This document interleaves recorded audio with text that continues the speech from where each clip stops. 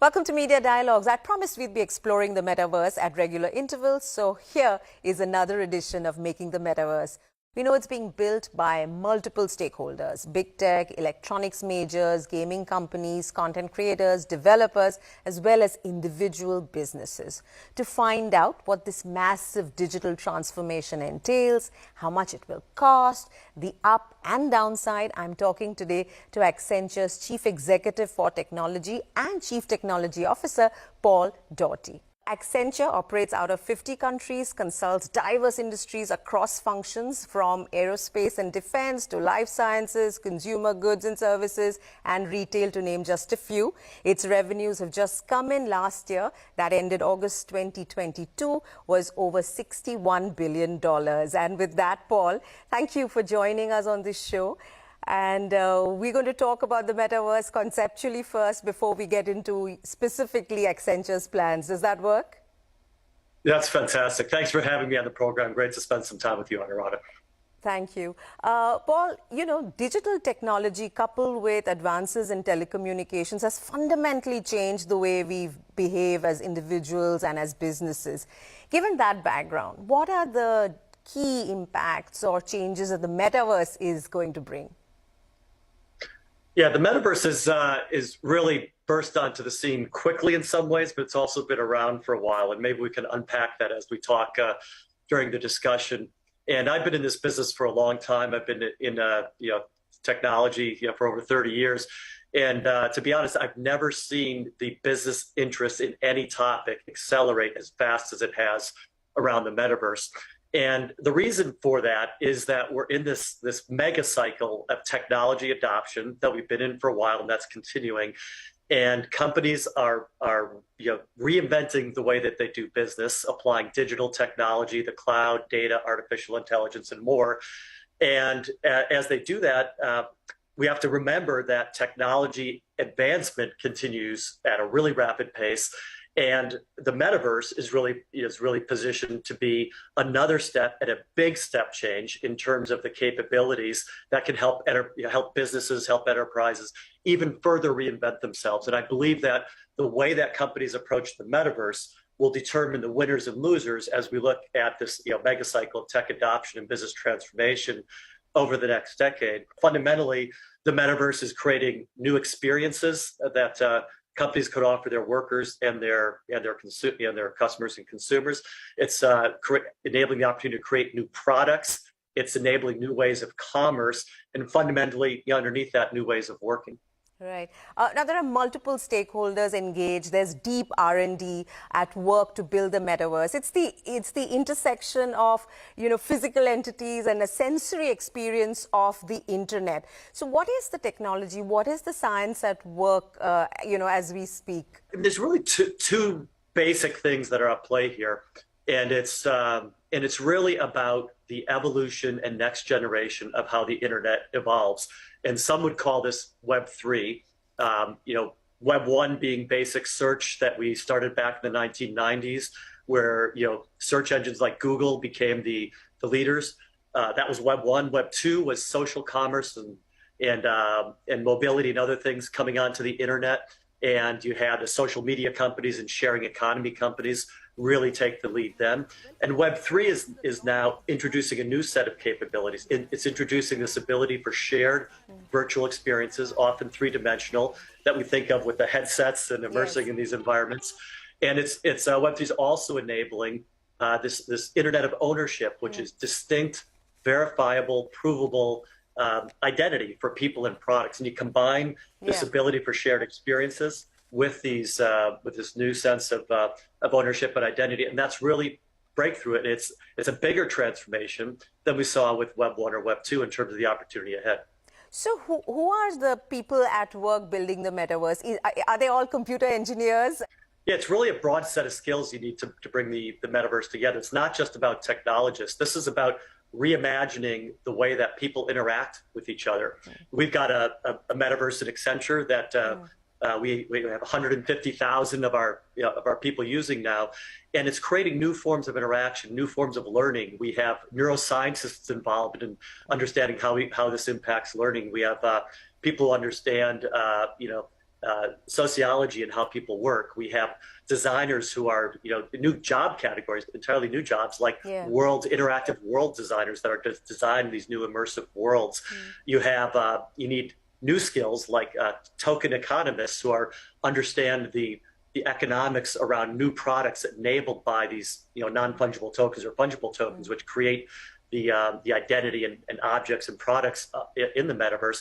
So the exciting thing about this is it brings together lots of different skills, and people needed to create it, and it's creating lots of new categories of jobs that didn't exist, just like the internet, prior evolutions of the internet did before it, which is why it's an exciting opportunity for people as they look to building careers around this.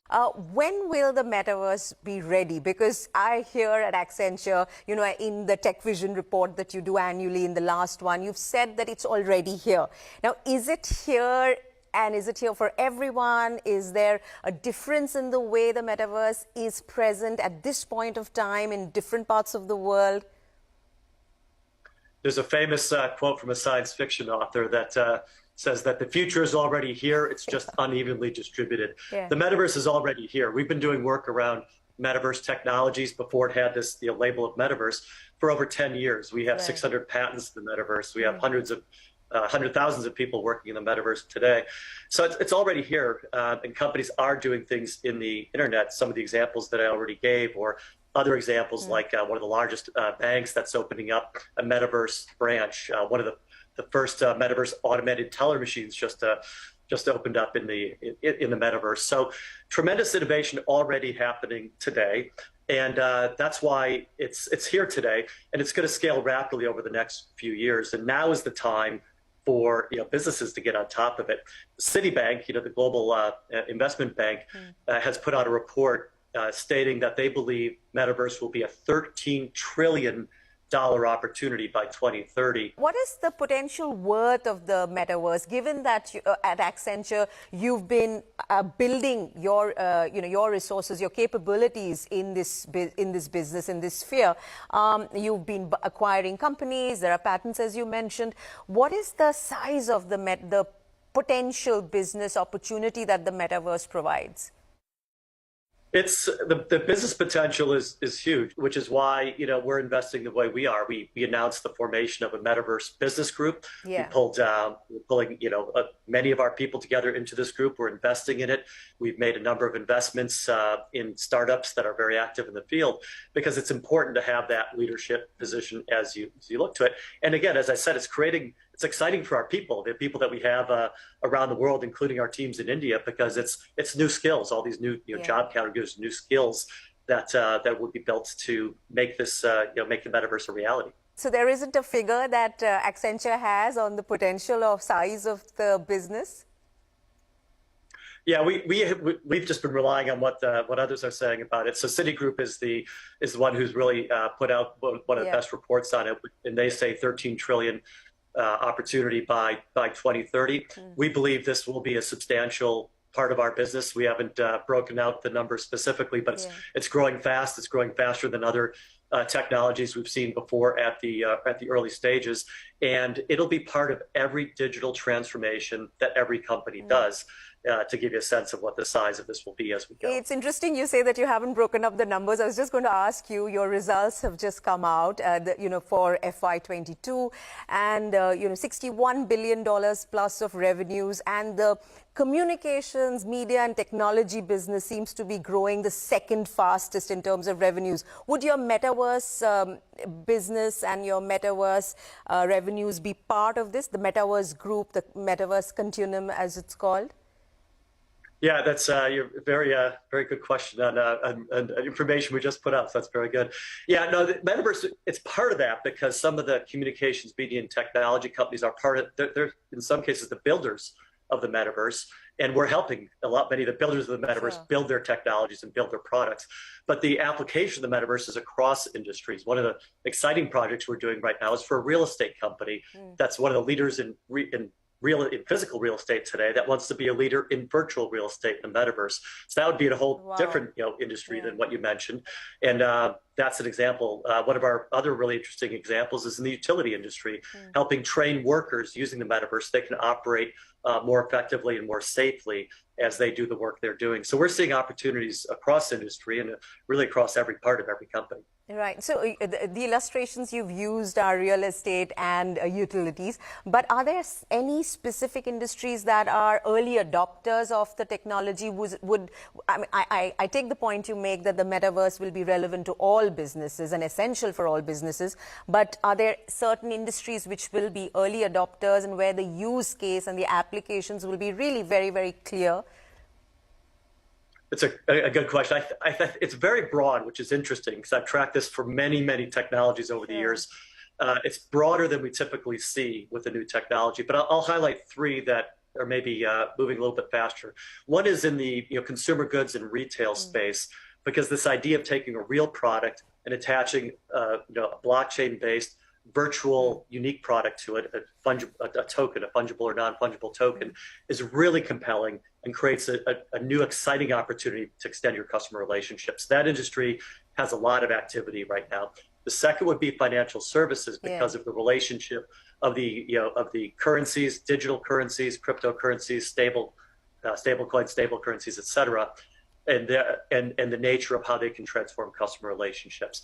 And then the third is the industrial sector, which might be a surprise to many, but given the examples I mentioned, there's tremendous interest in using virtual technologies combined with manufacturing, with transportation, logistics, and other real capabilities so that you can simulate, model, and use virtual interaction to make your real world processes that much more efficient, paired up with the metaverse. Okay, Paul, I'm going to ask you to pause there because we've got to take a commercial break, but don't go anywhere. When we come back, we're going to ask Paul what business leaders need to keep in mind when they're making all those massive investments and getting ready for the metaverse. Stay with us.